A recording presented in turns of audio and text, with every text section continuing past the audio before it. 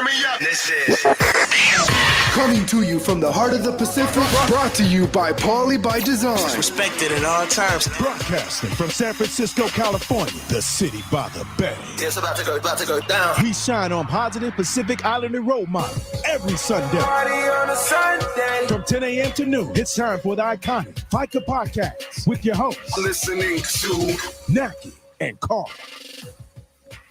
Talk to me, Goose. I'm not Goose. You're not Goose? I'm Rooster. You're Rooster. So we obviously are going to talk about Top Gun Maverick because Naki and I both went to see that yesterday. So that is one of the things we'll talk about today on the Faika podcast, season 6, episode 18. Mhm. We also have Dacia and Kaʻaumoana coming on. Yay. Can't wait to have them on. So we're going to chatter about our check-ins and kind of an abbreviated version. And we're going to bring in our, I guess, guests / co-hosts because they're going to be with us most of the way.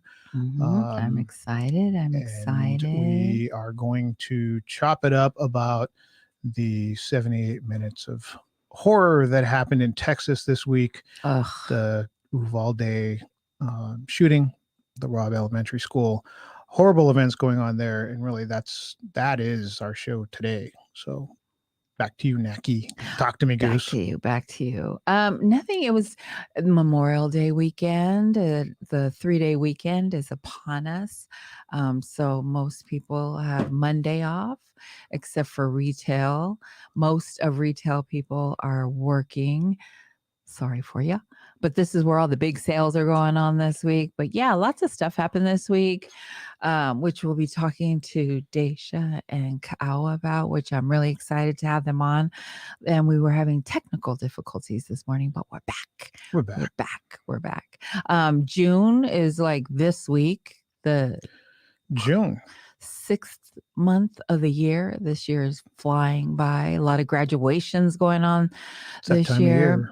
That time of the year. So everybody's looking for candy lays or flower lays to lay their kids. There was a high school in Utah who was not permitting their, is that the word? Permitting? Yep. Was not permitting their graduates to wear Lays. flower lays. And so of course the community went to the school board and hashed it out with them. And so they are now able to wear lays to their graduation. The nerve to bring that up in the very month that we're supposed to recognize Asian American Pacific Islander / Native Hawaiian or whatever it is. Yeah, the island people are supposed to recognize their culture this month, and then this month out of all right months that they decide not to, the Jordan School District policy in Utah was not to wear any traditional. I think just I don't know why, but now the Jordan School District has allowed their Pacific Islander graduates to now wear their traditional lays and money lays and the thing they put around their head, whatever you call it. I think the problem is that sometimes we do too much, right? Wearing a lay or 2 or 3 is one thing, but sometimes people go too far. And the example I would give would be like In-N-Out Burger. You used to be able to order a 3x3 and a 6x6. And what is that? It's how many patties that you want on your. So if you have a 3x3, it's 3. It's burger, cheese, burger, cheese, burger, cheese, right? Oh. And it used to be they didn't have a limit on it. Was that on the menu? No, it's their secret menu. Oh, secret menu. But they didn't have a limit on it. You could order, a 4x4 if you wanted. Right. So of course somebody went too far. They did too much and they ordered like a 99 by 99. And no. So then, now In-N-Out Burger, it's I think 6x6 is the biggest you can go. But because people do too much. So I mean, I guess I could understand it from a school standpoint of if they're wearing lays, and we can do a little too much if they're wearing lays all the way to the eyes where they can't see. Can't see. But then to me, that's a one-off situation where you go up and you talk to the student. You don't make it a rule. Just go backwards and say, okay, none, because that doesn't make sense either. But Yeah, sometimes we do too much. Just a little bit. Just a little bit. And I get it. We're proud. We're Mhm. proud people. We're proud of our kids' accomplishments or Because that's going to happen, successes. right? Yeah. Like you're going to see the lei that, oh, auntie's giving you that lei. You're I'm right. going to give you at least as good of a, you know what I mean? Yeah. And then you get, that's just how we do. Yeah, I think that's just how we do. So so that, they're allowing the Pacific Islander kids to now wear whatever, not whatever, but you can wear your leis. And so Be reasonable. be reasonable. Yeah. And then afterwards, of course, you get the whole money kuinga and Then you get yes, into then the- you get crazy. Then you get buck crazy. wild. I think that's just not, they But that's- just don't want it to happen during. after so- the stage. Yes. After the stage, go wild. Go get your money. Luia Sanga, good morning. Thank you for joining us on Facebook. So yeah, the Jordan District High School, like I said, has allowed the kids to wear their leis. I remember when I went to high school, you couldn't wear the leis. Anything. You got couldn't the cap wear and gown, and yes, that was it. And that was it. So because we're old. that was many moons ago.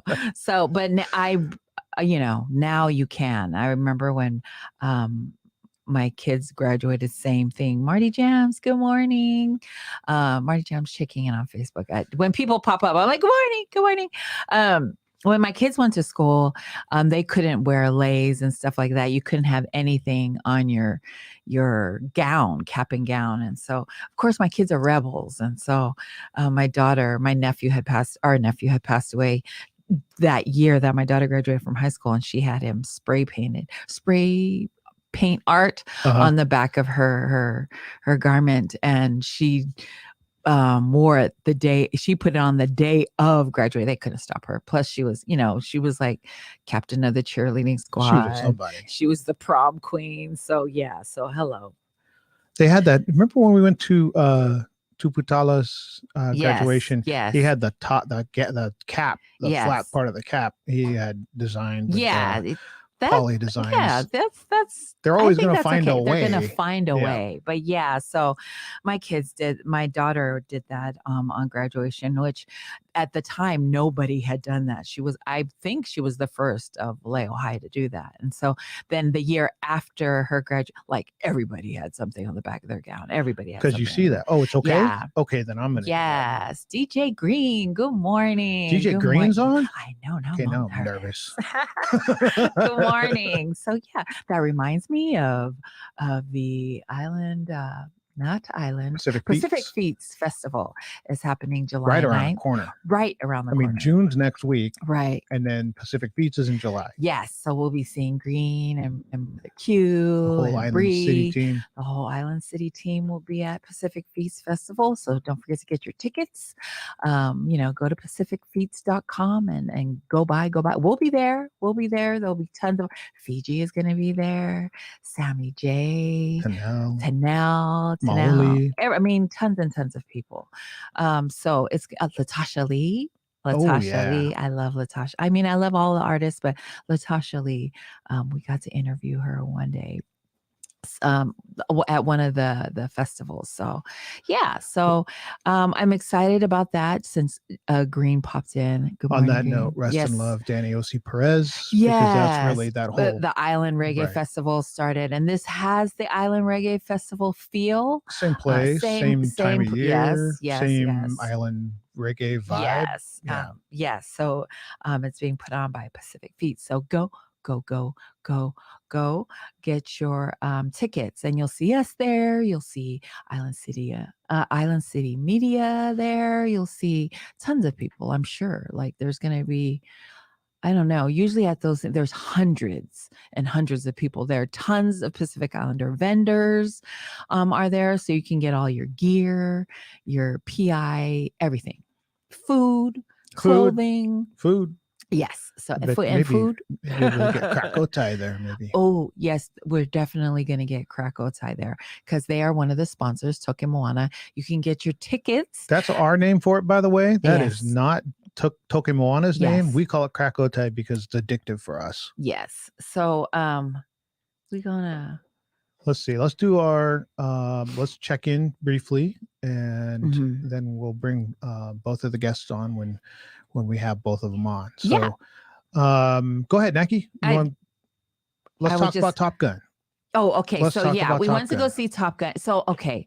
So Carl is a big Tom Cruise fan. Yeah. Well, you like his movies. I like Tom Cruise. I'm not Yeah. necessarily a big Tom Cruise fan Yeah. of but he's he's one of the mega stars of Hollywood.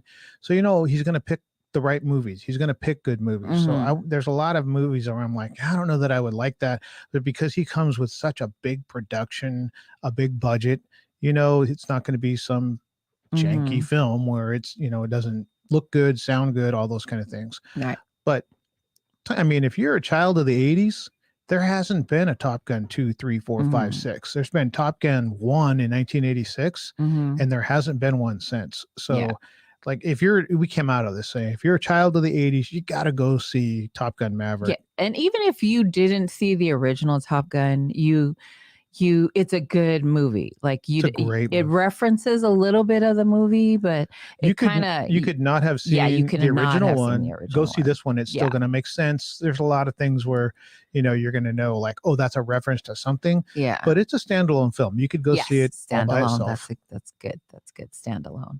I wasn't like Carl's like, oh, when Top Gun comes out, let's go see it. And then I was like, yeah, okay, I'll go for the free popcorn. I love a little popcorn with my butter. But the movie was so good. I mean, I was surprised that I liked it that well. So it was a really good movie. The storyline was good. The story, it kind of refers back, but it tells you why the references are for when they say things about, oh, this is, that's your old man or something. They tell you why they're saying what they're saying.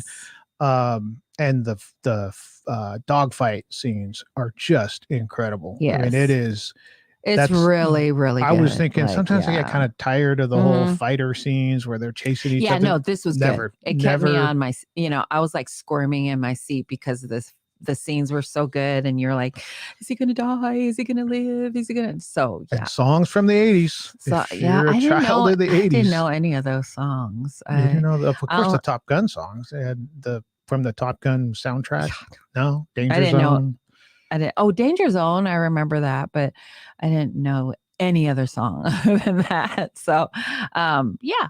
That was it was a really, really, really good movie. It had me on the edge of my seat. I was like, it was like, one of those.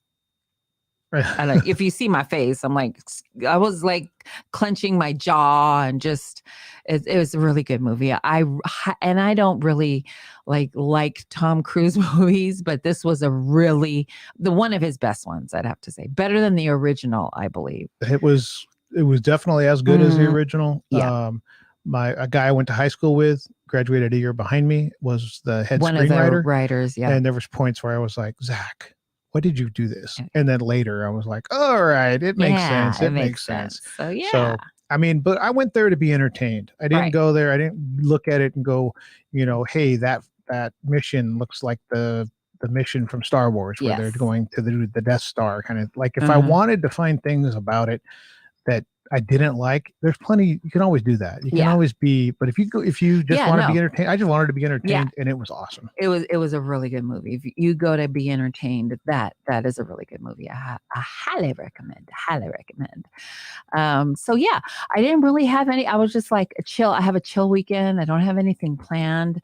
I may go to breakfast tomorrow, depending on how Neo is feeling with our Neo Veva. So we'll see how he's feeling tomorrow morning. Hope you feel better, brother. Yes. And so that's all I have planned. So I'm looking forward to a relaxing. So yeah. Let's bring them in. We have our amazing co-host, special guests. We'll say hosts. Yeah. First we have the beautiful, amazing Dacia Taleni, aka Afrotene. She is the creator and host of the podcast one of my favorite podcasts, The Real Tautala, which provides both comical and serious critique of popular culture in the US and the South Pacific from a Black and Samoan perspective. She is a speaker, content creator, educator, and overall vivacious character. She does not shy away from addressing the issue of colorism, which stems from anti-Blackness in Pacifica, and engaging in conversations on topics which are often labeled taboo. Welcome, beautiful woman, this morning. Look at you. Hey, Tala, my lovers. How are you guys doing? Fire. Good morning. So happy to be here And with also you with both. us is Yay. Kaʻaumoana Ahina. Kaʻau is a 2022 graduate of the University of Montana, where he earned his Bachelor of Arts degree in Communication Studies and minor in Psychology. Kaʻau comes from the island of Hawaii, specifically the windward side, Kaneohe, Oahu. He is the founder of the Pacific Islanders Club since 2017 of the University of Montana.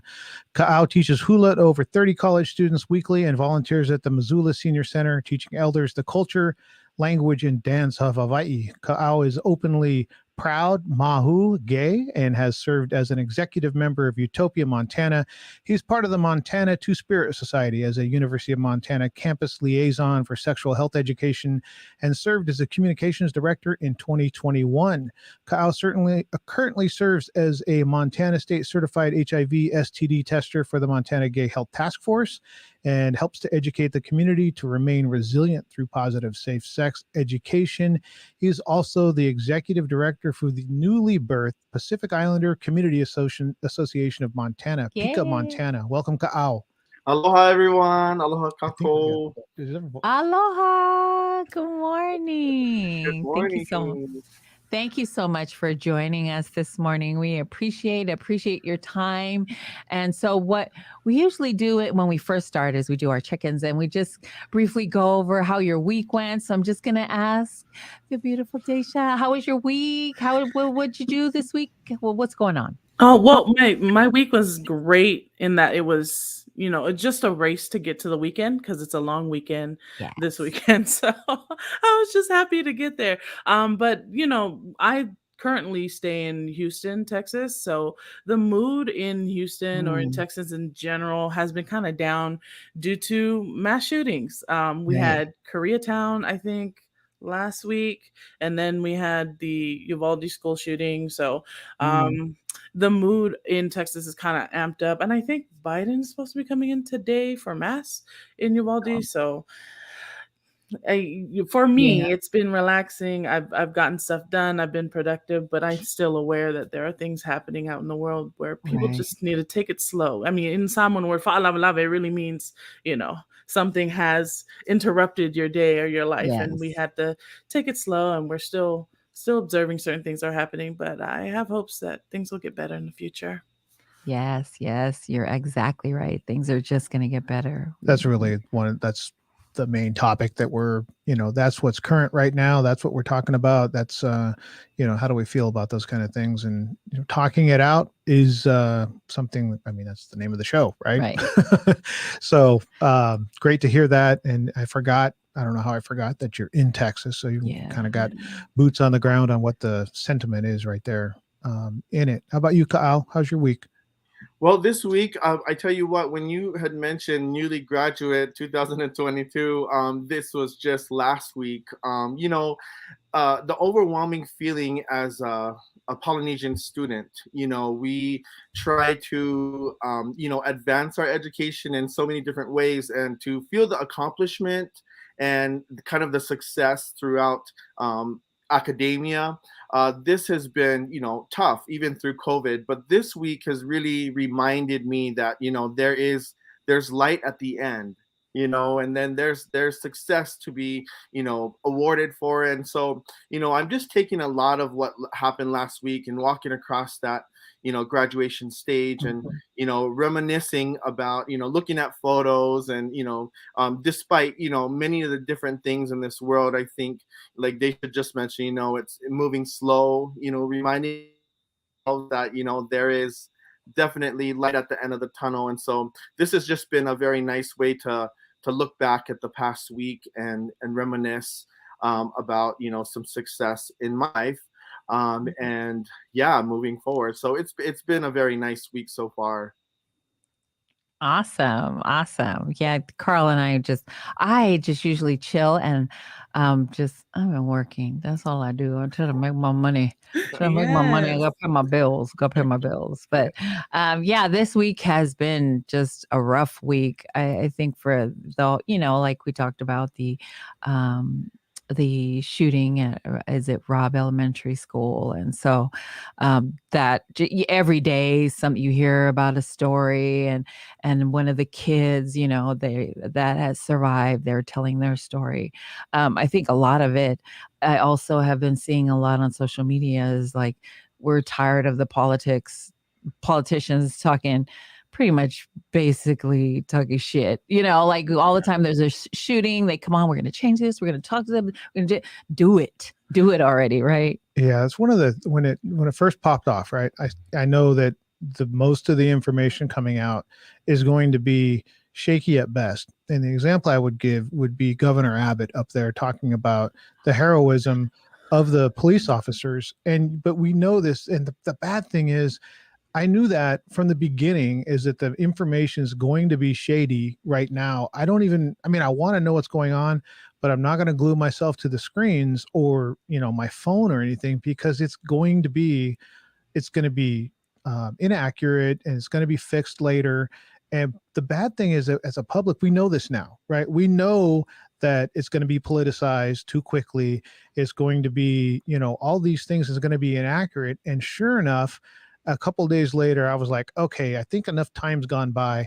And that was the very day that Governor Abbott got on there and apologized for saying inaccurate information and blaming it on whoever he's going to blame for. Politicians are always good at blaming other people for that. But that was kind of my initial feeling, is how bad is it now as a public that we're kind of trained on my response was like, don't pay too much attention now, because it's going to be all BS that people are going to talk right now. And maybe get Dacia and Kaʻau's feeling on that initially when it happened. I mean, there's that feeling of like again we're going through this. But was there any? I looked at that in my end, and I was like, I'm a little numb to it, and that's horrible. That's horrible. That now I'm like trying to figure out what the right information is, rather than just digging into it and trying to figure out what's going on. What was your initial reaction to it when you first heard about it? We'll start with Dacia. For me, it was more like, how can I have the capacity to care? Only because something is happening every 5 minutes. We Right. are bombarded by things that are happening. We're in a world where we get information from everywhere all the time, nonstop. Ever since we went to a 24-hour news cycle, news has been treated as a product rather than as a reliable source of information. So everyone is moving towards ratings. Everybody's moving towards how can we get our money up. So anytime you tie things into making money, it's going to corrupt one way or another. And I feel like we're getting so much information, something's happening all the time. How can I possibly grow my heart enough to care? Because it's exhausting. It's exhausting. Your heart breaks every day. What's the use of repairing? And I think that's the kind of general feeling that I just turned 35, but as a millennial, I feel like as millennials, we have seen so many transitions, we have seen so many disasters, we have seen so many major events, that it's just like we're used to it. That is the characterization of our generation. And so when this thing happened in Texas, and then when Abbott got on TV and said, "Oh, I'd like to thank the heroic officers for going in and helping," no, these officers kept parents outside from entering the school to help and intervene for 40 minutes. People were inside calling 911 saying, "Hey, we need somebody to intervene now, right now." And they're having press conferences right now. And they said that to really stop these instances is for immediate intervention for officers, whether it's 1 or 500 officers, to go in as soon as possible and help. But they stood outside. And then there was a story that officers went in and grabbed their own kids and left. Oof. And then came out and prevented parents from going in and grabbing their kids. So I didn't understand what There's was going right. going And I there's did. that. since in Columbine, that's been the response, is pursue the shooter in and end the threat however you need to end the threat. I mean, that's Neutralize it. really been, Yeah. and what was Columbine, 2000 something? I mean, I don't know. It was a long time ago.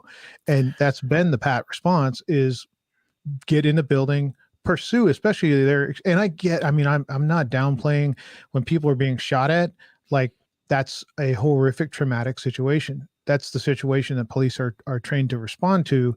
And that's been pretty much, that's supposed to be the response since Columbine, which is a long time ago. So, and we can talk about, the response or lack of response, but what was your initial response? And it seems like Dacia's a little bit like I was, like, try not to be numb, try to, let the humanity, the feeling come through. But it was like, just this feeling of like, it's just another layer on top of layers. Yeah, Carl, you mentioned just now, I mean, it's that feeling of numb, and we hate to feel this way, and that numb feeling, and it almost stops us in our tracks, and for me, hearing about it, I mean, it's that gut wrenching feeling, like, what is going on? But we know that in our world, and in even just recent times, there has been so much, like Dacia even mentioned, and so the feeling of just kind of disgust of like, what, how could possibly these, it doesn't matter if it's just children, adults, grandparents, anybody, to experience these things. And finding the right information, I think for most of us that are on social media, quite often is, where can we get our information from, and how does this propaganda not interfere with our thoughts and in our hearts, right? And so I just have to mention, I follow Sean King on Instagram. And can you hear me, guys? I can hear you now. Yeah. Okay. I follow Sean King on Instagram, where, a lot of the information is just kind of raw. And I was able to see some raw footage of that day. And to hear the parents and to hear the crying out, I need my kids. Can you just go in there? Begging to get their children out. There's been $1 million spent in our government to train and to help out things that happen during these incidences and these traumatizing things that it looks like there was more stalling time than there was getting in there to protect the children and the teachers and the faculty and staff. And so it's heartbreaking. And Definitely. I love the conference announcement by Coach Kerr. I don't know if you saw that. Yes, I've seen that. And that's exactly how I feel. We want to say prayers to the family, and we want to say condolences. And again, it's enough, of just that apologizing and that sympathizing and empathizing. But we feel for them, even if we're not connected. We're all, Dacia, you're so close there. I mean, it's just like right in your backyard, If you hadn't seen the press conference, I was talking about Golden State Warriors head coach Steve Kerr getting on the day of the shooting and saying, I'm tired of moments of silence. I'm tired of all these things. And he really, he did a great job of kind of putting into words the feeling of a lot of Americans are like, I'm tired of saying my thoughts and prayers. I'm tired of saying, let's have a moment of silence. Not to say that those things aren't important. They're not needed. They're not felt. And we're not saying that. We're saying, like, we're tired of having to do that. Right. Naki, what was your initial response when you heard, did you have that feeling of numbness, or how did you feel? Yeah, I was, it totally took me I was sad and just upset for the because I have kids, and I have a 14-year-old so I'm like, do you know what to, and then I'm talking to her, do you know what to do if somebody can, she's like, yeah, we have active shooter drills. Yeah, I was like, what? I remember when I went to school, it was like fire drill, earthquake drills. Now these We're kids old are enough to have the bomb, the nuclear. Okay. That's how old Naki and I are. Shut up over there. Shut up over there. Anyway, but yeah, now these kids have active shooter drills, and it broke my heart to see, and then of course I'm watching the parents come on and they're crying and I'm crying. So, but then I also, like, when is it enough? Like, when are these politicians or our government going to do something about 10 days ago, before Yeah. that was the shooting in the supermarket and, by a Buffalo. white supremacist, like when it's just, and I get guns. Like Carl took me shooting. I was like, used to be scared of guns. And then Carl took me to a shooting range and I get it. It's not the guns. It's the people holding the guns. So when do we do something about it? Make the rules strict. But, again, we talk about this every time there's a debate. You know what I mean? When are we actually really going to do something about this happening way too many times? So and those are the problems end up being just immediately it's politicized. So even when I was trying not to look too much and just trying to get the information from independent sources and those kind of things, not CNN, not Fox, it was still hard to not see hours after them talking about, well, these senators and there's this, like, we need to talk about the kids. Let's talk about the kids. Let's talk about how, we protect them and those kind of things. But it's just weird to see how easily we just slip back into the discussions that we're going to have. I want to talk a little bit about the day of, there's heartbreaking stories and recordings and 911 calls of a student in the classroom saying, please send the police. And the initial call, this fourth grader, I think their fourth grade student, was on the phone with patience and understanding for the response. Like you could see, she didn't start like pleading with send the police now until like 40 minutes in before she had given up, like where are you people? Get in here. And then to see some of the live in color images of parents, one parent saw her kid in the window and was like, that's my kid. And they still were not allowed to go, to go in. Police held everybody off. The frustration of the parents and the family and the loved ones that were there and weren't allowed to do things that they felt like they should have, and the inaction of the police. I don't group all the police into, one group. If there were some people that said, hey, we're going to hold off, and there was people that, subordinates that are just, they're following the orders of whoever's in charge, whatever. And I'm not saying everybody there made horrible decisions, but they're all accountable, right? They're all like, you're part of that group. You're accountable for it. I just don't understand how we don't have a set response yet. Like when I heard that this is what we do since Columbine, that's been the response, but we don't have, like, that wasn't the response. What do you think going forward in your mind should be the discussion coming out of this? Should it be background checks? Should it be single entry to schools? Should it be, I don't know, armed guards, arming teachers, or whatever? But what do you think the discussion should be? And I guess we'll start backwards. Go with Naki. What do you think we should be talking about at this point? Should we be talking about mental health with the gun issue, or what in your mind do you think is kind of like this, just top of my head should be the discussion? Definitely more strict rules or laws for you to purchase a weapon. Definitely mental health should be like, there should be a psych test, like 1,000% for the person purchasing a weapon. So access, you're talking about, how do you get a gun? How do you get a gun? That, I think that's a big issue. Mental health with whoever is purchasing, like there should be a time period, like 6 months from when you apply. But that, I know that's not going to happen because we're just going to talk about it a million times. But also, how do we protect the kids in the school? How do we make it so that you can't enter the building, where it's open to the public? I don't have an answer. I don't have an answer. I think that's a good starting point of, like, how do we have better control over who gets guns? Right. I don't want to take the gun out of the hand of the rancher in Montana that has wolves or bear. There are situation guns that make sense. Right. But the discussion could be like, how do we figure that out? Like, how do we not take the gun out of this person's hand, but we do not let it get into this person's hand? So good point. Dacia, what do you think the discussion should be centered around? I I don't think we're ever going to have a productive conversation until we take money out of the equation. Guns are such a big Yeah. money maker. And if you're in Texas, immediately after the shooting, I think 2 days after, they had the NRA conference. And it, Mhm. as the NRA, I would have said, hey, we're not going to have this conference. So sorry. But in observance of what happened, we're actually going to pause the conference for another day. This is insensitive, but it's not, because it still makes money. And you had Abbott roll himself into that conference as well, and he was a Mhm. speaker there.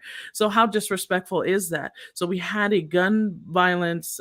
We had an issue of a mass shooting that involved guns, and then you're going to have a gun conference 2 days later. There was no kind of understanding of what was going on. But I really think until money is taken out of the equation, we're never going to get a law that would restrict guns to the point where it'll keep people safe. We're never going to have a productive conversation because we keep using these incidents and forgive the expression, as bullets to load our political gun with, so we can Right. shoot the other side with it. And I hate Right. to use it, but that's exactly Yeah. it. We use dead bodies, we use mass shootings as a talking point to aid our political sides. And we've gotten so, quote unquote, dipped into tribalism that we cannot even sit and recognize how horrible losing young lives are. I mean, Mhm. lives in general. We had elderly people in Buffalo Right. lose their lives, and that also involved a 911 call that a dispatcher hung up on Yes. a store manager who was Ugh. calling for help. And because she was whispering, because it's an active shooter situation, um, the dispatcher got irritated and hung up on her. So the manager had to call her boyfriend to call 911 to send somebody for help. So, I mean, from my perspective, aside from the gun laws, because I don't know when that's ever going to be resolved because people are getting paid. I mean, lobbying is just another word for Right. bribery in my Right. eyes. We need to really train dispatchers, first responders, things like that. Like, I don't care if it's a joke. I don't care if somebody is just calling in just to see if they'll get a response. We have to respond immediately and accurately. Um, from what I heard from other news reports that came out today, officers at the Uvalde shooting thought that it was no longer an active shooter. It was just like a hostage situation or something like that. And that's why they prevented people from going in. They now know now that that was inaccurate and that call should have never been made. But I would have assumed that they would have treated it as an active shooter situation no matter what, Right. until they had accurate information. And I it's just lazy to me. It's lazy Right. to Yeah. me. Until you Proper get training. until you get a hostage situation defined. You got somebody in there's making demands or saying, I Right. have hostages. That's an active shooter situation. It's easy for Exactly. us to Monday morning quarterback, Right. but it's like they took fire and they're in a school. I mean, everybody should be thinking Sandy Hook, Columbine, like that should be the thought process at that point. The money issue that Dacia brings up is really important. And there's the thought of if you black market guns, then it's going to cause the price of guns on the street to go up because now it's a Mhm. black market item and that then the value is going to go up. But right now, the flip side of that is you have, it's $1 billion industry, ammunition, guns, like sights and all the extras you put on your gun. Right. That's a multi-billion-dollar a year industry. And as long as you have that, you're going to have influences that aren't going to necessarily be in the best interest of the public. Kaʻau, how about you? What do you think the discussion should be centered around? Yeah, let me echo again about the funding, right? And we just saw that pop up as well. I mean, that has a lot to do. There's a lot of investors out there. There's a lot of investors in political leaders, like the NRA, that invests in our political leaders, and it's about that money. The more money they put in, the more that they have power, over a lot of the different things. And when you take that away, or when you limit that, the accessibility for these types of guns, these AR-15s, rifles, Mhm. and machine type guns that doesn't need to be used. I live in Montana. I'm originally from Hawaii, from the islands. the only guns we really see is when we go hunting for pig, you know what I mean, in the mountain, or a lot of it is knife or take your dogs and stuff like that. And so I really got a clear view of what Montana hunters are like. You've got hunters that are very young. You know, you've got mom and dads and children that go out and hunt for deer. And, you know, when I see guns on the back of the truck at first, I was like, oh, wow, you know, in plain view, you know, and I can tell you, you know, at times when I walk in Walmart and I see an open carry, it shocks me sometimes. I get a little startled. But then in this state of Montana, which definitely is predominantly white, the white supremacy is very visible. You don't get numb to it, but then you start to realize that these are these people's lifestyle and how they live, and that's how what they choose. But it is definitely, you know, funding. I pulled something up, you know, just preparing in case this topic came up, of course. But you know, when we look at guns, you know, to me, I'm feeling like a vehicle. You know, when we are operating a vehicle, we're asked to take a test. We're asked to go through driver's ed. You know, we're asked to make sure that your vehicle is insured. You know, and all of these different things. You know, you need to take a practice test. So, you know, for these types of guns to be so easily accessible, there's a problem there. You know what I mean? And just to go in the store, and I tell you what, there's a place called Shields. It's just like a sports store here, and it's hanging all over the wall. And you know, don't get me wrong, I'm kind of interested. I've never seen anything like that. So I walk down those aisles, and it's shocking, but you know, ammunition and guns and of all types, and you know, I just say that the accessibility is far more too easy for people that are untrained or have no purpose besides, you know, what they need it for. You know, people have guns, and you know.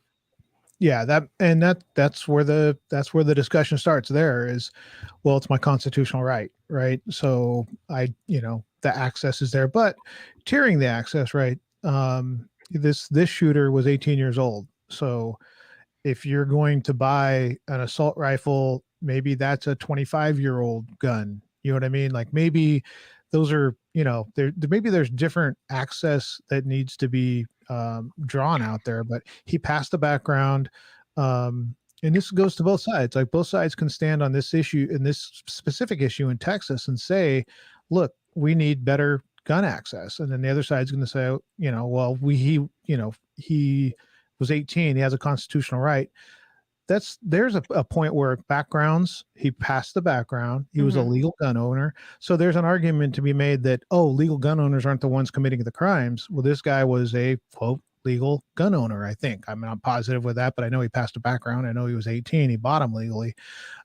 So that, you know, could feed the side that, hey, that these rules don't work because he was following the rules until he, you know, became a murderer.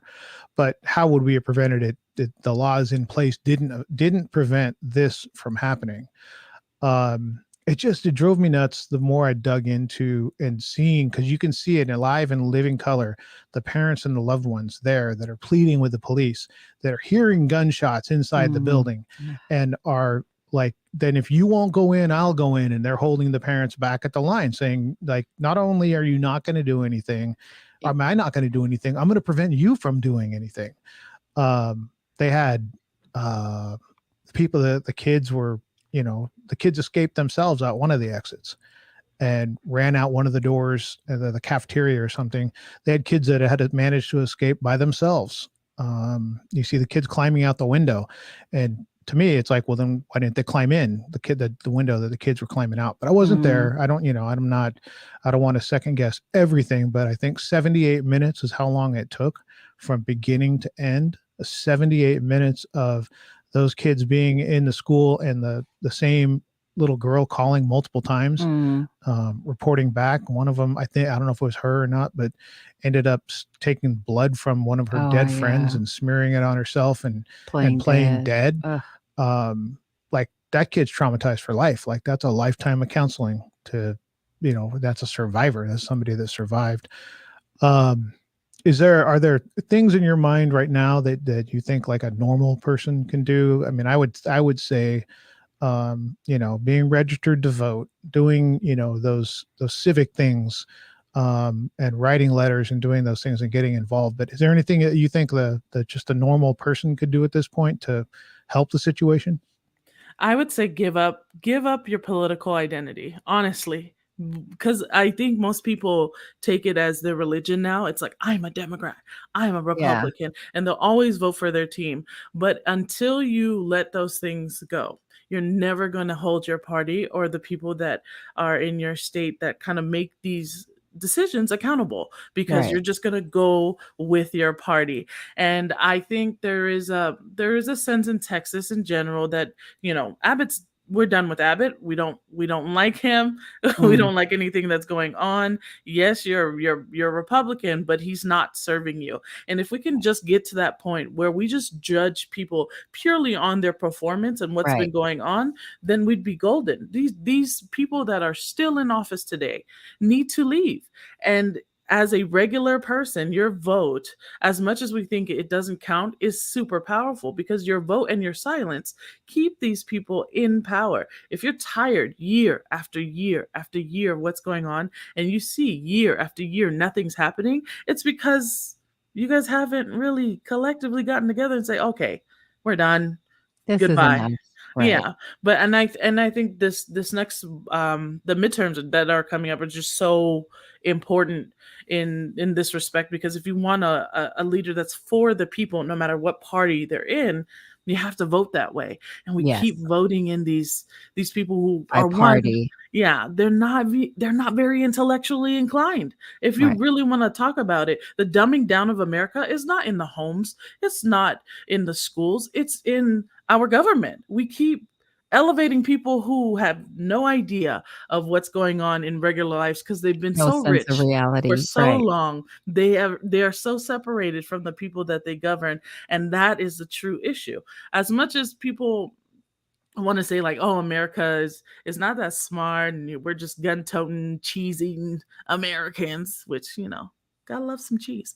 But but it's I don't believe our leaders reflect the population. Right. Everybody's tired of this. Everybody wants a good life for themselves. Everybody wants to make sure that when our kids go to school, they come home, you Right. know. And the fact that our leaders would take this event and use it as a party talking point is a symptom of a true sickness in our government. And so, as a regular person, just write your letters, call your people, whatever. But when it comes time to vote, don't vote for your party. Right. Vote for what works. Get involved. And Exactly. Yeah. that I would echo that tribal politics to me is the biggest problem with America, Mhm. is that it's you vote for the champion of the red or you vote for the champion of the blue. And no matter whether the champion of the red is makes no sense, that's my champion. I'm tribal. I'm going to vote red or I'm Right. going to vote blue.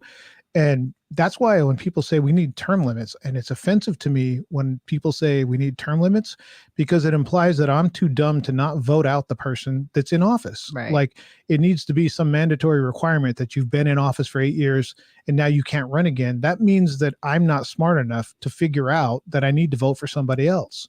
So, I mean, maybe that's what we need, but I find it offensive because we do have term limits. We have our votes. Our votes can end the term Right. for the person in office. I love that answer, Dacia. Kyle, how about you? What do you think the normal person, everyday person can do?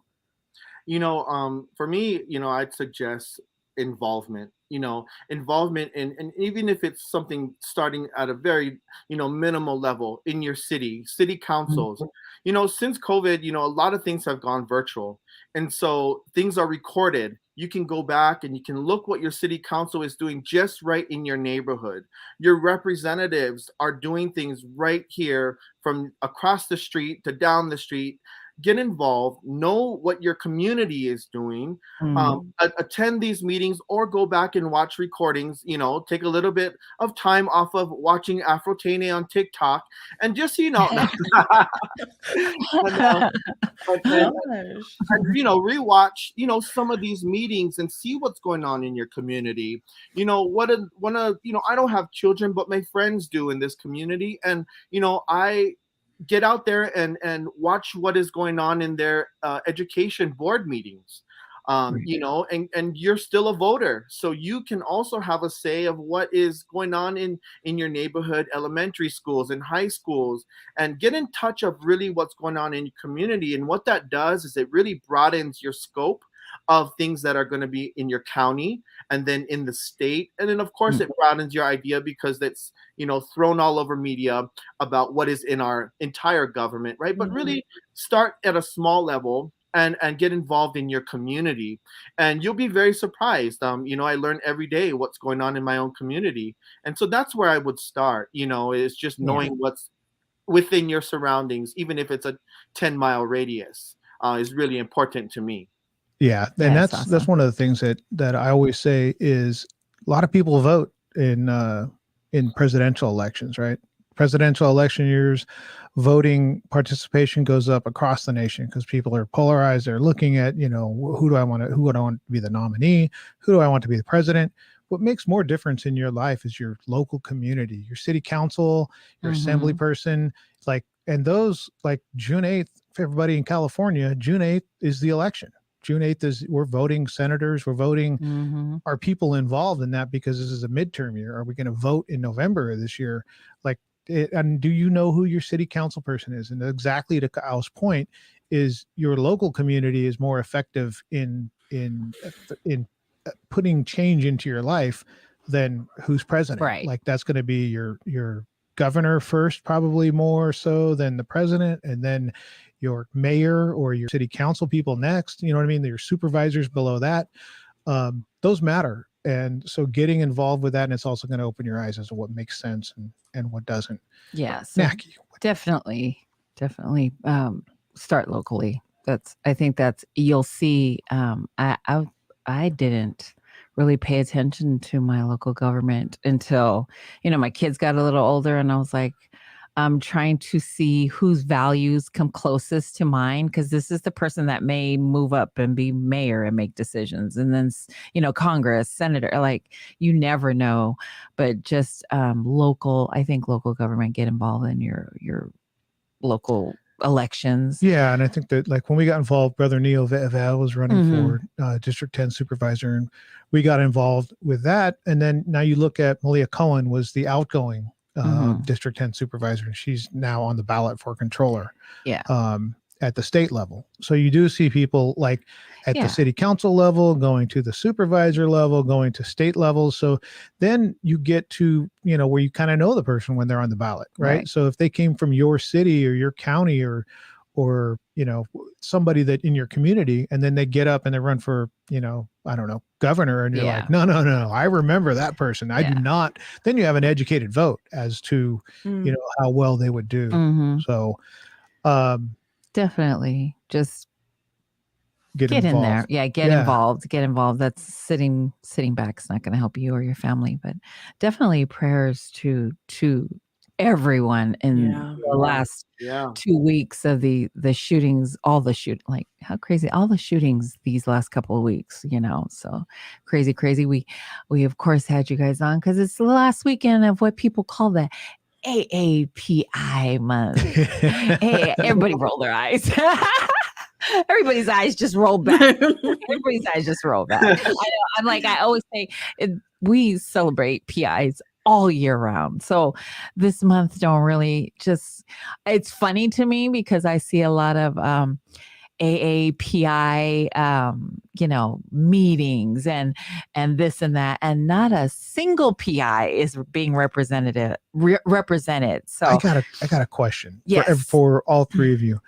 There's a lot of eye rolling that goes on from a Pacific Islander standpoint, right? At AAPI month. Do you think it's the same thing in the Asian American population? Do you think there's the same eye rolling and kind of, oh, here we go again? Or do you think it's not because like they're the majority and it would make sense? I was thinking about that just now as all of us were like, we're going through, you know, this again. And then I was like, I wonder if the AA side of it does the same thing of like, yeah, but I wouldn't think so, because you see representation of the two initials AA. You see a ton of representation. Like I was all last month year, long, my all month long. Like son and I were going through, I don't know if it was Netflix or maybe it was Comcast. I don't know, but we were looking, it was AAPI month, right? So we were looking at Moana. That was it. That was the PI side of it. And everything else was some, there's nothing wrong with Asian American films. I'm not saying there is. I'm just saying there was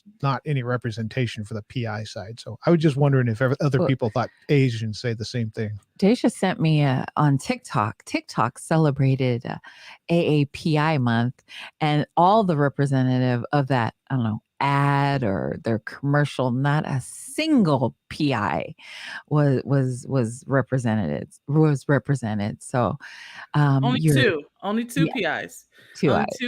Two PIs were represented, but they're both Samoan. Yes. Yeah. And there was Drew Afuala, and then the other young lady that does the dances with her family. Talented. Never gonna take anything away from them. But the Pacifica community is so broad, so wide. When are we gonna see Vanuatuans or Fijians, Melanesian, Micronesian, Polynesian? Yes. So we're not gonna see it. But I assume Asian Americans don't have the same kind of dread or eye roll because they're not. This term was mainly created because of them. It was Japanese, Filipino, and Chinese Americans that came up with it. Asian American term in the 60s. Then it was made Asian. I think it was Asian Pacific Islander Week. API, in the 70s, I think, or so. And then Obama came and said, okay, let's separate it to Asian American and Pacific Islander. Of course, there was some kind of intervention with Pacific Islanders saying, hey, we're not the same, but we're still the minority of the minority.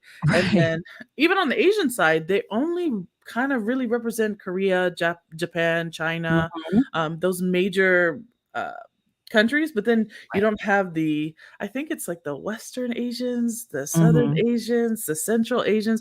There are still a bunch of things that are going on with them. So there are other Asian cousins that are rolling their eyes as well because they're like, okay, I'm not Chinese. Good point. Maybe people from Pakistan would be like, we're Southeast Asian, but we're never going to be involved in Asian American Pacific Islander month. So that's a good point. I think and we need help with just a little help. And then now it's AA and NH/PI is the you need a course to be able to recite correct, right? It's to be politically correct. But I think a lot of places celebrate AAPI and then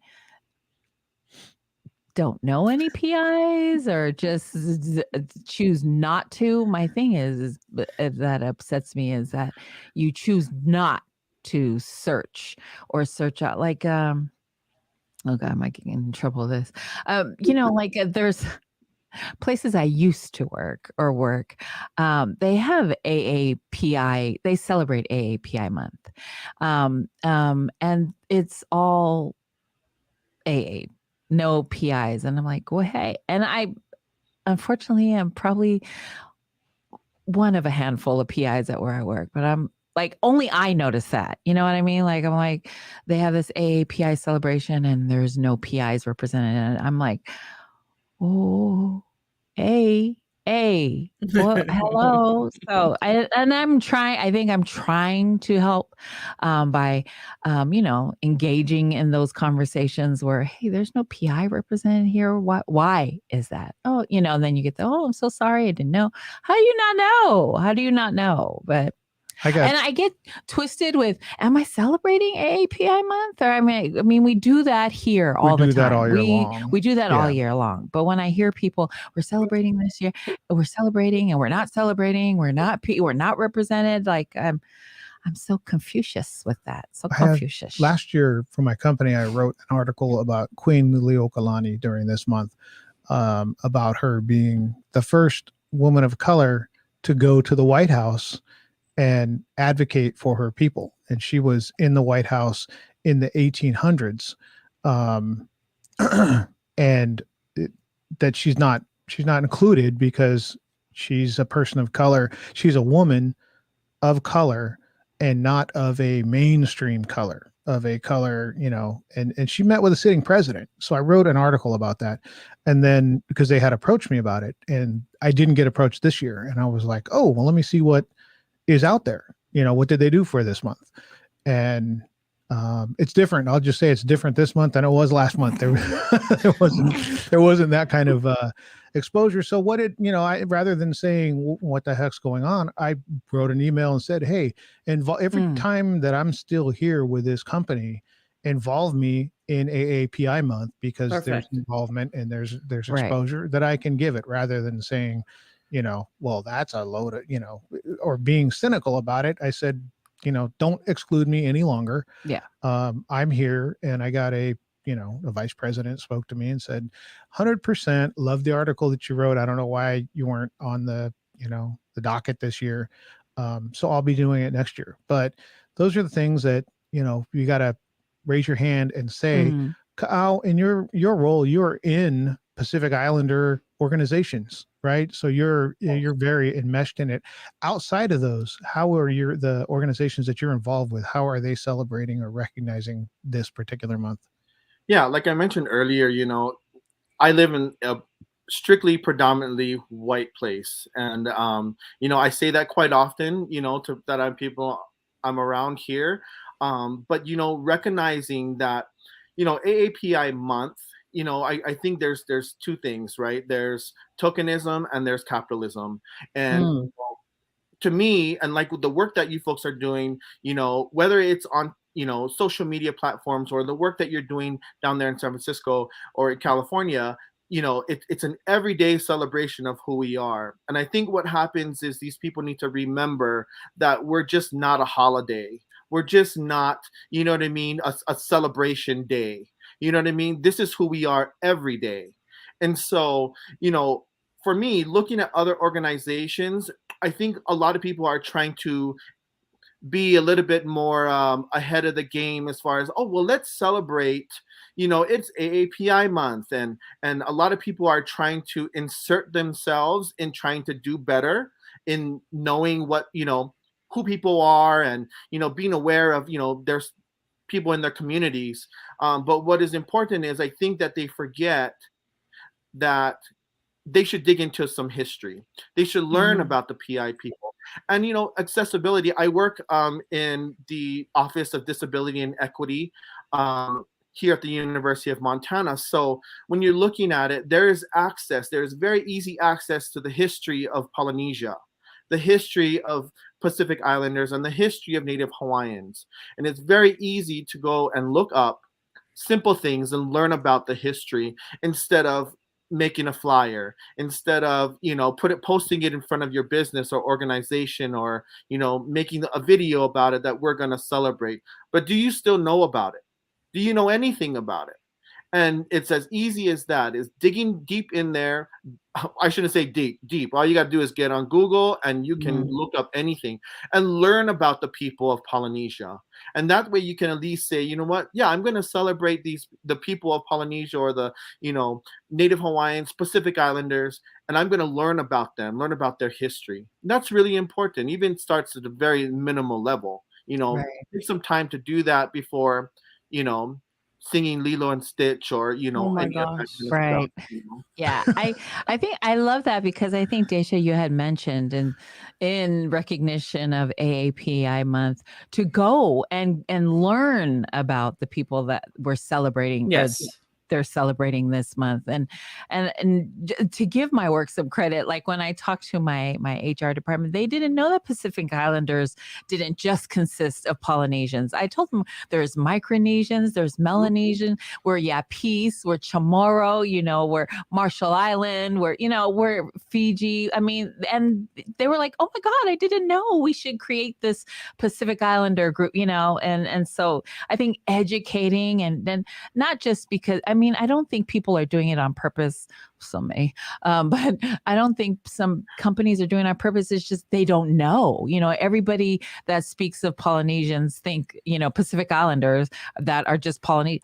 They're Hawaiian, Samoan, or Tongan. No, there's so much more. We're Melanesian, we're Micronesian. Like, you just a little Google goes a long way. You know what I mean? And I love when you say, just educate yourself. If you really want to celebrate, look it up. It's just, Google Melanesian or Micronesian. You'll find all kinds of amazing, beautiful things about our culture that pops up. I love that you say that. I just want to throw something out there, not to interrupt as well, but I think a lot of times, people they want to celebrate and they just don't know how, and so they try to be very simplistic about it and just out of convenience. But again, it's very easy to educate yourself. And Pacific Islanders, Native Hawaiians, we should not be educating people. They need to do the work as well, and they need to do the work and look into it if they really want to, know more about it. It doesn't have to be more work on the Polynesian people to educate others. So. Yeah, and those are, Naki and I were at a funeral. I was going to talk about that. That's funny. Get out of my head. We're at a funeral, and you got to be open, right? Because at first, when this lady said this, everybody at the table was like, "Are you kidding me?" But then we ended up having a good conversation with her. We had to get over this initial. So she came over to the table. She sat down. It's all Naki and my family, so all Samoan. She sits down, and she's making a bid for connection, right? So she stumbles out of the gates because she just says, "Hi, my name is whatever," and she didn't know what to say. She paused for a second, and then she just said, "Have you guys seen the movie Moana?" And everybody was Crickets like, "What?" behind me, behind me at the table, and I'm like trying too hard. But we ended up, having it. And 15 minutes later, we're having a great conversation. We're talking about, she's talking about one of our cousins is, I don't know, Augie's what, 6'3", 300 pounds. And he's joking, going, I do have a big brother. He's not just my older brother. He's bigger than I am. And so we were joking around and she was, she learned a little bit about Samoa, but her initial, would have been easy for us just to go click and turn her off and not talk to her, because we were all like, really? Yeah, I could have snapped. I could have snapped, but I realized that she was not exposed or is not exposed to a lot. So the way I react to her will be her stereotype of Pacific Islanders going forward. You know what I mean? So like, I don't know why I have to educate people, but it really is true. Like people that have never been around Pacific Islanders, and this is my guess about her, is however I react to her, she's going to take that with her wherever. That's her stereotype of Pacific Islanders. How I react is how she's going to treat the next Pacific Islander that she meets. Correct. I was shocked that came out of my mouth. That it came out of her Everybody mouth. went like, looked at each other like, did she just? Yeah, and she's like, "Oh, have you seen the movie Moana?" And I was like, "Snap!" What I wanted to say did not come out of my mouth. I realized then that I am the first Samoan girl that she has probably ever met, and probably will be the last one she meets. So my response to her and I hate that this happens, my response to her had to be not gentle, and not civil. It had to be civil because for some freaking reason, I'm going to be the representation of all the Samoan people that going forward. You know what I mean? Like, yeah, that happened, and that I had to. But it's freaking. It is what it is. I think you were spot on. Anything can be educational. Whether it's a positive response or negative response, she was going to learn. It just so happened on that day she caught the right people. You know what I mean? Right. And I think it's so important what you said about stereotypes. So I go on this whole rant on, people who date AP or AAPI. Let's go into that because I love that. People who date Pacific Islanders because they, we have a wonderful way of just kind of sucking you into our culture, and we're so community minded and collectivistic in our culture that we will bring you to come eat with us. We will bring you to us to church and things like of that nature. You feel part of the village. Then these people who date us or marry us, whatever. I don't know. Don't have that experience. Then these people get with us, go on social media, and then they create videos, say, oh, if you're dating a Samoan, here's what you should do. Oh, don't go to the house and eat the last wahoo, or they're really big, or watch out for the sisters. And they end up, what they think is expressing their love for our culture is spreading stereotypes. Mm. I don't understand why their partners don't sit them down and be like, hey, you're with me, this doesn't look good, because now you have become a point of education for somebody who may have never met a Samoan or a Melanesian or Polynesian or any Pacifica person before. Now you become an educational resource. And the reason why I get irritated with that is you watch like TLC Asuelo Kalani. That is an exaggerated reality of some issues within Samoa, but it's not the totality of the Samoan experience. And so they become a point of education for somebody Right. who's, because people watch TLC But like now everybody National thinks, Geographic. now everybody thinks if you're married to a Samoan, your mother is going to ask you for money and not care about your kids and not care that, you know what I mean? Like, that's just what, in my opinion, that's what I think people are taking away from that 90-day fiance. It is, because when the way you guys got asked about Moana, I get asked about that 90-day fiance all the time. And I just take my eyeballs out of my head, throw them on the wall, bounce them back. Because I'm just like, I know why they're asking, and it's not their fault, because that's the only thing they see. So I agree with Ka'au. I hate being the person in the room to educate, but then if not me, then who? Yeah. Because if you're there, it is my cultural responsibility to not correct everything that you've heard about my culture, but to give you a representation that is more accurate. So that's why I love Naki, that you responded to her in kind. You responded to her thinking, this is going to be a person who's going to go speak to another person, who's going to speak to another person. So you start this chain of reaction of, oh, Samoans aren't about Moana. They're these kind of people. I met this lady. Because people are never going to remember what you say. I talk all the time. They're never going to remember what I say, but they will remember how I made them feel. And that is so important, that you just sent her off with that alofa. When that happened, I sucked my breath in like, ooh, about to go bad in here. But then I remembered we're at a funeral. We're at a service. We're going to be like, at first I was like, oh, this is going to be funny and ugly. And, then I was like, this is going to be, and it like Naki, had we been somewhere else, like at a restaurant or something, and somebody just came up cold and said that, they probably would have got both barrels. Right. But it was at it was in a respectful setting, and Naki pulled it in, and like I said, 15 minutes later, it was a great conversation. We were laughing, joking, having a good time, but it could all went sideways. So it's just in that, be patient. Some people she came over there not trying to offend. She came over there trying to connect, but just kind of didn't do it the best way possible. But she was trying to, because she literally saw us sitting over there and was pretty much our table sitting by ourselves, and she wanted to try to include us in what was going on. So she came over for that. But, and that's a good point. I went to Samoa in 2019, and then I had I'd inherited the Texas region.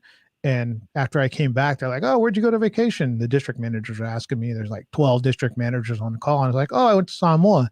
And, they were like, what is that? And it's, so the next team building event we had to, kind of show and tell from when we were kids, right? I'm going to tell them what, about Samoa. So there's 12 district managers out there that know a little bit more than it's The Rock or, Troy Polamalu or Roman Reigns, or just a little bit more about culture. But because there's so few of us, we are the ambassadors, and a lot of people are going to come away with that Naki friendly Naki or Naki snap Naki. Snappy with Naki. Snappy with Naki. That's a good one. I can't wait for the day that I don't have to have that conversation, where you don't have to be awkward with me and try to connect, where that is not, that you don't see Moana first when you see me. I don't know how many years in advance that's going to be, but I hope I'm alive to see that. That just it's kind of irritating that when I go places that I have to know, like I really like that's not the first time that that's happened to me. It happens to me more often than I'd like it to happen, but I think I just why do I have to educate you? You know what I mean? Like, why do you come at me with those kind of questions? So that's I want to get out of not having to explain to you that Moana is not just, you know what I mean? I'm like, I'm not Moana, child. It is a cartoon. It was made up. It's like, there's just, I don't know. But then you want to go into all the different legends that there are in there that transcend, island groups and like it's like, do I want to have the big conversation? Yeah, I don't want to have that conversation. Or you just want to have like, this is me. Yeah, but I 100% am with if you ask me a question, now from that conversation going forward, I do realize that when people come to me with that, I realize that you have not had a lot of exposure to Pacific Islanders. So 100% the way I react to you is going to take you far into the future. Either you're going to talk shit or you're not. So depending on what day you get me. But yeah, PJ is on. He says, I always have a problem when it comes to recognizing the Asian community during AAPI month. This year we had our 4th annual Polynesian Luau, and every year I always get asked by someone, well, why aren't any Asians involved? And I would explain to them that they are not Pacific Islanders. I had to fight with my job and some city people, but thank God they get it and continue to give me money to not only celebrate us, but also share some of our different Pacific Islander cultures to community. Bravo. Well, PJ is going to hold his space. Yeah, PJ's bravo. got no problem. Yes, go PJ. Holding people right. Go PJ. Go PJ. PJ. Yeah. We stepped on you. I think you were gonna comment and you started rambling. I was just gonna piggyback off of what Naki was saying. I think in my second life, or maybe I was meant to be a rugby player, because I mean, like, that's a lot of the questions are, people, oh, are you play rugby? And my mahu mannerisms start coming out, and I actually put on your wife's makeup. You know what I mean? Like, I'm a makeup artist, or you know what I mean? That mahu mannerisms start coming out, and it's just like I feel that when you mentioned about Moana, it's just a big eye roll. Like, you're really asking me right now? Right. So I was reminiscing about kind of just that. I think I'm supposed to be a rugby player some way or another. Yeah. Yeah. No. Or D-Boy Valu talked about that when he was good. He went to USC. They were like, "Oh, what time's practice?" And he's like, "Oh, what do you mean practice?" They assumed he was there for a football scholarship. Are you there? Yeah, something. And he was like, "No, I'm not. I've never played. Like, I'm here because I have an academic scholarship." Right. Oh, I think the guy even said, "What a waste" or something. Remember? He said something like, like that's crazy. Something about you should be playing football. Yeah, I think he should I 100% like. I get it that when people ask me those questions, I think it's a lot of our responsibility, the way that we react to people who ask us those kind of questions, is to educate them, 100% educate them, instead of snapping if you get me on a good day. I think if you get any of us on a good day, you're going to either get an attitude or get educated. And I hope we educate at least one person. Because like you said, Dacia, they take that and they're going to carry it on to tell the next person, the next person, the next person. So I had that conversation at work where guys, we're talking about kids, and I was like, "Oh yeah, my daughter's their senior year. She's finishing out. She had a scholarship." And he goes, "Oh, what'd she do?" And I said, "She plays softball." And he goes, "Oh, that makes sense." And I was like, "What's that mean?" And immediately it's like, "Oh, well, and again, how far am I going to push that?" I let him be uncomfortable and then talked him through. She could have had an academic scholarship too for the same dollars, but she happens to play softball. But I could tell it was like, oh, volleyball or softball. That would be what Polynesian girls would go to college for. Yeah. That makes Carl, sense. you were very nice. I would have been a throwing Samoan when he said that. I would have threw him something. Like when I I'm more patient with children than I am with adults. Adults kind of know, even if you don't know what I am or where I come from, you still should know common social cues. You know what I mean? Say Yeah. hello, talk about the weather. I don't care. Give me small talk, but don't small talk into a topic you have no idea about. You know what I mean? And so I snap on default with adults more than children. I never Mhm. children, they don't know. You know what I mean? But what you did, Carl, was perfect. I always throw the question back. When you give people questions rather than answers and you make them think of it, then they start, you see the wheels turning, the rusty wheels trying to turn, and they figure out they don't have the answer. And what they Yeah. believe is totally wrong because in front of you is the embodiment of the anti stereotype. Like, oh, Mhm. okay, Yeah. you're He this, you're walked that. himself through it when I Yeah. said, "What do you mean?" And then he went, "I," and then he could see, "Oh crap, I've stepped in it." And I was like, "I'm not going to save you, but I'm not going to throw you a rock or anchor either. I'm going to let you work through the whole what do you actually mean?" And so Right. he uh he stumbled and mumbled and fumbled through it, and then we continued to have the conversation. But it was, yeah, I wanted to say, she's on the honors roll. What do you think? She can only play sports? Like, Right. but that's there's a stereotype. And I think it's a big, like, you see a big guy or girl playing a sport. I think it doesn't really matter color, right? If you see a big person doing something well, the stereotype is that they're only doing that. That's the only thing they can do. But I think there's a amplifier with it when you're a person of color and you're a big person and you're doing something, playing the line in football, or you're a 6'6" volleyball player, and then they're like, oh, that must be the only thing that you're good at is something physical. But yeah, those are, Dacia, that was kind of my point of, well, what do you mean? And then just watch the gears grind and try to come out with like what they actually mean. They can't say Yeah. what they actually mean, so they got to go ahead and try to make up words for it. Mhm. But gonna happen. It's always gonna happen. And I think that's our position. Our position should be that we don't necessarily educate every person we come across, but we facilitate a space where they could work out things for themselves in front of us. And we'll correct them when they're wrong, but hey, go ahead and have your inner fights, inner demons, and do that. You work it out for yourself. We'll be here as a guide, but we're not going to sit here and teach you the history of everything. And I think as Pacific Islanders, we need to be less reactive and more proactive. We need to change the tone on how we celebrate this month, only because it's always celebratory. It's always about dancing and things like that. We need to be a little bit more intentional.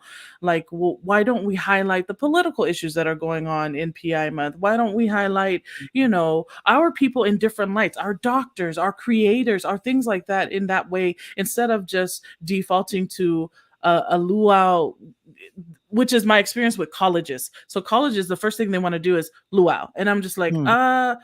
even Kanakamaoli don't even want to do luau sometimes. Like, I'm like, why is it we have tiki torches, grass skirts, and things like that? No. Like, going to your point about Liliu Kalani, how many people know she was the first woman of color to be in the White House? Not many. There's a bunch of education that needs to go on with just us in Oceania, in the South Pacific. We just need to like, what are people in Rapa Nui doing? What are people doing all over the place? We don't have all of that. So I think the education and the sharing should be amongst ourselves. But when we go into these months, for AAPI, it's mostly in America. We should just highlight our best and brightest, but in ways that go against the stereotype.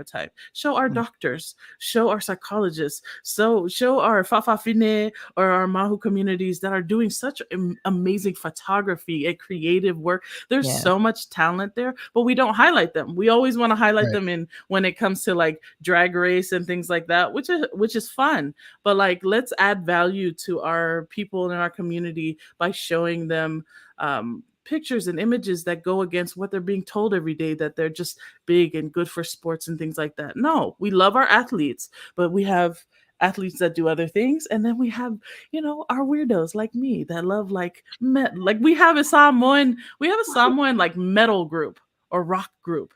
I think it's like the Yes. Shepherds Yep. or something like that, and they Yes. sing Samoan, but it's hard rock, like metal, Mhm. melodies and things. And I think that's so important because, what about the kid who is an emo head or like he likes Yes. goth, but they're islanders? Like we just need to foster Yes. our people in different ways, just like water, how water can get in the crevices of anything. That's how our PI peoples are. We need to show those crevices and just highlight and spotlight those people just so we could tell our PI people, you don't always have to be this one thing. You're actually part of a bigger picture and you're just a tiny mosaic in that picture, but whatever you are, it's beautiful. Let's celebrate you. So I let me stop. But No, that's Yeah, it was like no, it's So beautiful. good. Isaac Colosima, the director of Waterman. When he spoke, it was like he's done all these amazing things with things that we watch, with things that we know of, but we didn't. How many people know that he's out there doing what he's been doing for years? And but you always, you're right. I mean, why highlight people that are already highlighted, right? Roman Mhm. Reigns, millions of people know Mm-mm. who Roman Reigns is and what he does. It's wonderful. It's amazing. But the spotlight, really, like they've got a spotlight. The football players have a spotlight. Put a spotlight on, we always talk about the electrician, the person that's that's an electrician. And there's a Pacifica lady that's an electrician. And then maybe there's little girls that look at that and go, wow, I thought about being an electrician, but I didn't think well, I guess you can be because there's somebody out there already doing it. There's so many examples of that, of people winning in life other than what we're known for. Mhm. Um, that those are the roles that, you're right, probably need to be celebrated more than ones that we know of. We know we're good at certain things. Yes, like, somebody who recently graduated from the Uh-huh. University of Montana, All of Yay! those need to be Bachelor of celebrated. Arts degree in communication, psychology. You also are, you're an executive member of Utopia Montana, and you started Pico. No, Pica Montana. How did Pica Montana get started? Well, being in touch with different organizations, even across, you know, the states. It was first, started with Utopia Montana and all the wonderful. I mean, I'm sorry, yeah, to Utopia Montana, but encouraged by our wonderful people up in the Pacific Northwest, and meeting people and getting involved and being inspired by Utopia, Washington, up in Seattle.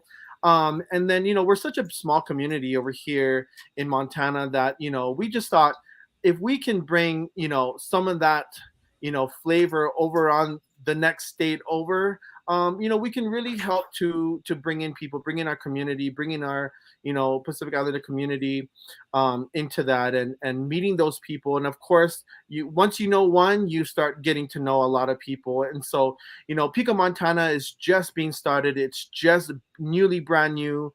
And starting that, from Joseph Seia, who has always been a inspiration and motivation in my life, and a brother of mine, and says, hey, what are you guys gonna do, after you finish college, and and stuff like that, and we're gonna stay right here, we're gonna stay put, and so we just got the encouraging words to continue work and continue the service to the people in our community here, and not have to go in places that are already have people working.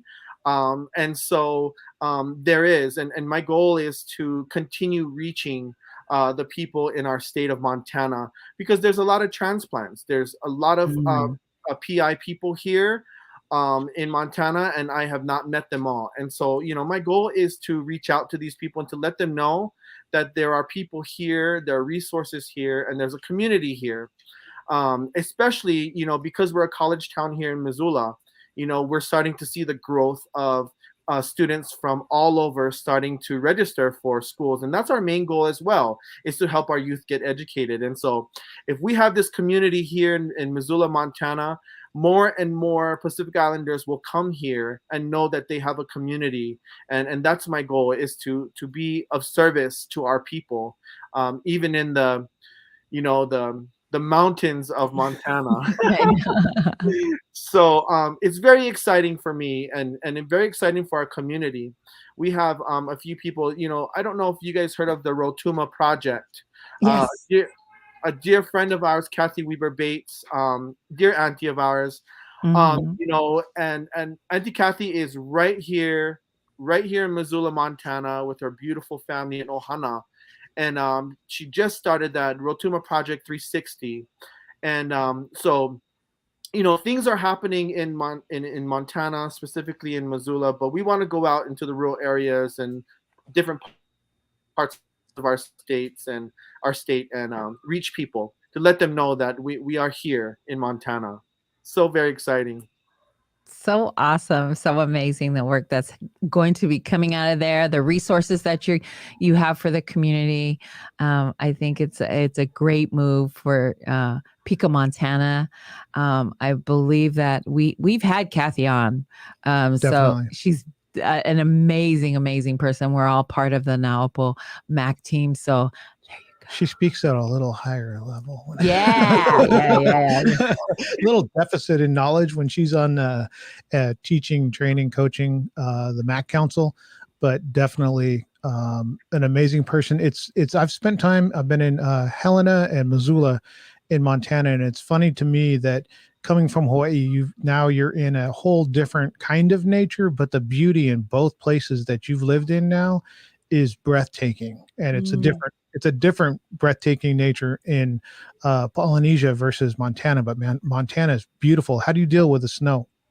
Nothing closes. Not everything continuously stays open, so we're not able. We're not locked in or anything, but you just adjust to the weather, instead of a t-shirt. But you know what? I'm a very warm person, and I think a lot of Polynesians get hot really fast. Yes. So, a light jacket, you just run from the door to the car and you'd be perfectly fine. So we've survived, and it's really nice, actually. It's a different type of snow here.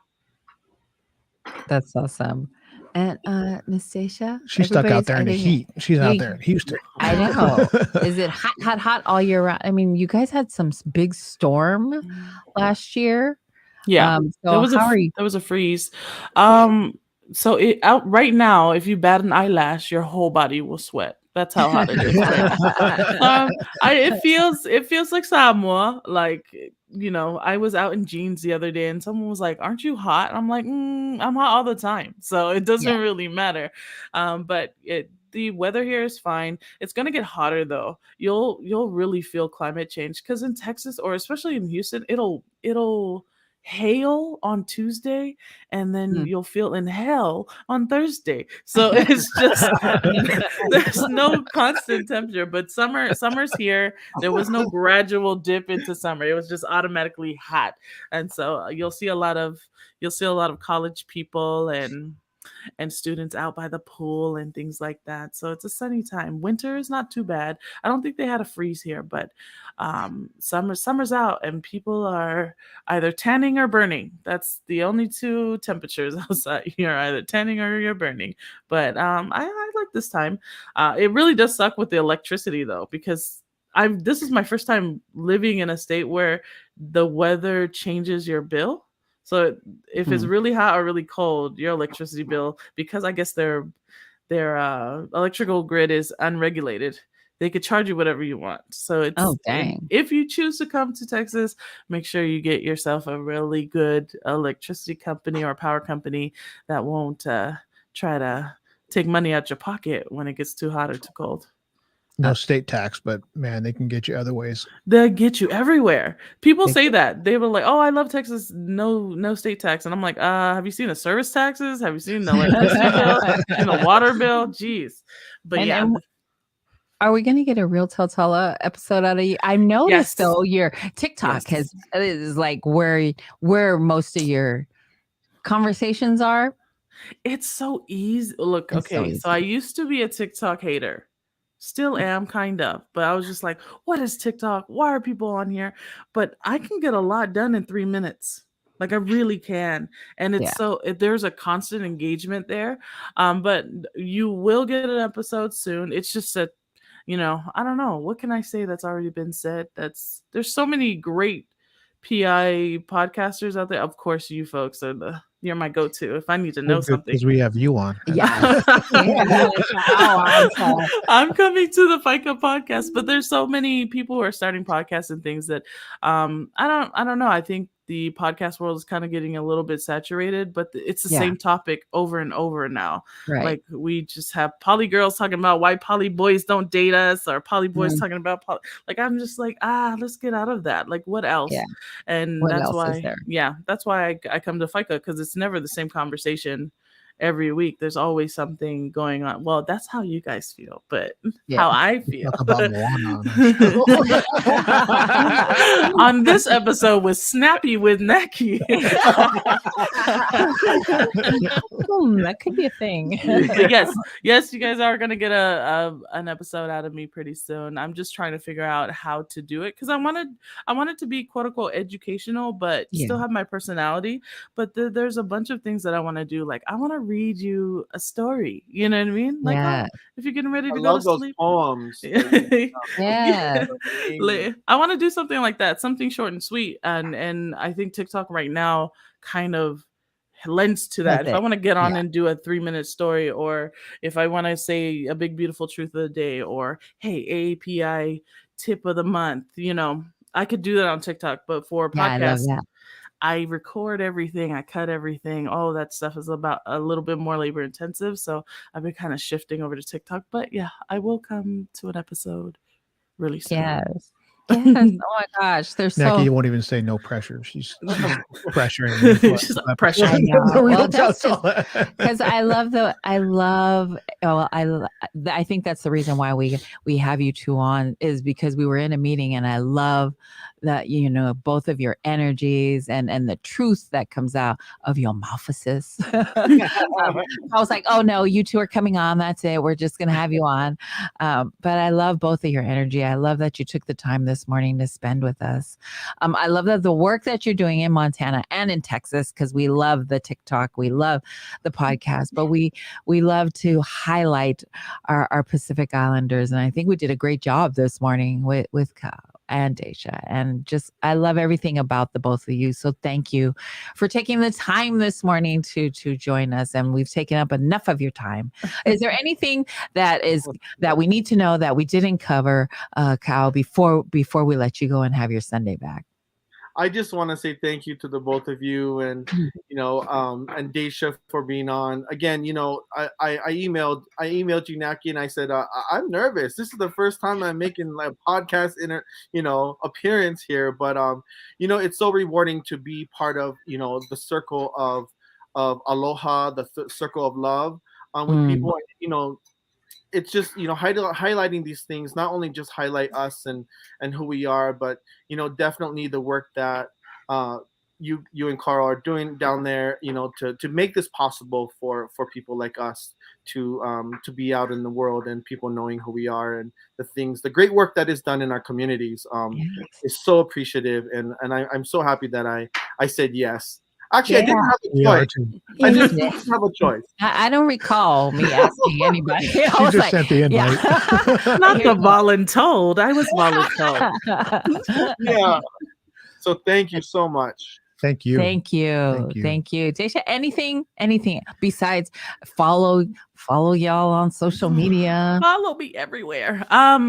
Just in today's day and age, the thought is, you could be defeated with everything that's happening and that's going on. And you could think to yourself, well, I can only do so much. But if you can only do so much, then do so much wherever you are, in every little way, whether it's just, helping someone out by giving them food, or just being a smile or a reassuring voice. Whatever you can do does help, and people do see you. Whether you're on a podcast or not, people do think of you, and you do bring value to the world. So yes, you heard me today talk about the despair us millennials go through, but we are the hope that we want to see in the world, and continue to be that however you do it.